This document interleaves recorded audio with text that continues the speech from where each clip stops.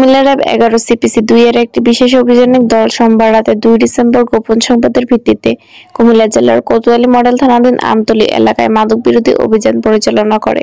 অভিনব কৌশলে পিকআপ ভ্যানের বডির ভিতরে গোপন প্রকোষ্ঠ বানিয়ে মাদকদ্রব্য গাঁজা পরিবহনের সময় আলী করিম রিয়াদ এবং মোহাম্মদ জাকির হোসেন রানা নামক দুজন মাদক ব্যবসায়ীকে গ্রেফতার করতে সক্ষম হয়।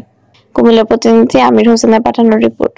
এই সময় আসামিদের হেফাজতে হতে 42 কেজি গাঁজা ও মাদক পরিবহন কাজে ব্যবহৃত একটি পিকআপ উদ্ধার করা হয়। জানা যায়, গ্রেফতারকৃত আসামি আলী করিম রিয়াদ কুমিল্লা জেলার 14 থানার কালিকাপুর গ্রামের জসিমউদ্দিনের ছেলে এবং মোহাম্মদ জাকির হোসেন রানা একই থানার ছান্দকড়া গ্রামের মৃত দেলোয়ার হোসেনের ছেলে। গ্রেফতারকৃত আসামিদ্বয়কে জিজ্ঞাসাবাদে আরও জানায় যে তারা দীর্ঘদিন ধরে কুমিল্লার সীমান্তবর্তী এলাকা হতে মাদকদ্রব্য গাঁজা সংগ্রহ করে কুমিল্লা সহ অন্যান্য জেলায় মাদক ব্যবসায়ী ও মাদক সেবীদের নিকট পাইকারি ও খুচরা মূল্যে বিক্রি করে আসছে। এছাড়াও আইন শৃঙ্খলা বাহিনীর চোখ এড়াতে তারা বিভিন্ন সময় বিভিন্ন অভিনব কৌশল অবলম্বন করে মাদকদ্রব্য পরিবহন করত। গ্রেফতারকৃত আসামিদ্বয়ের বিরুদ্ধে আইনানুগ ব্যবস্থা গ্রহণ করা হয়েছে।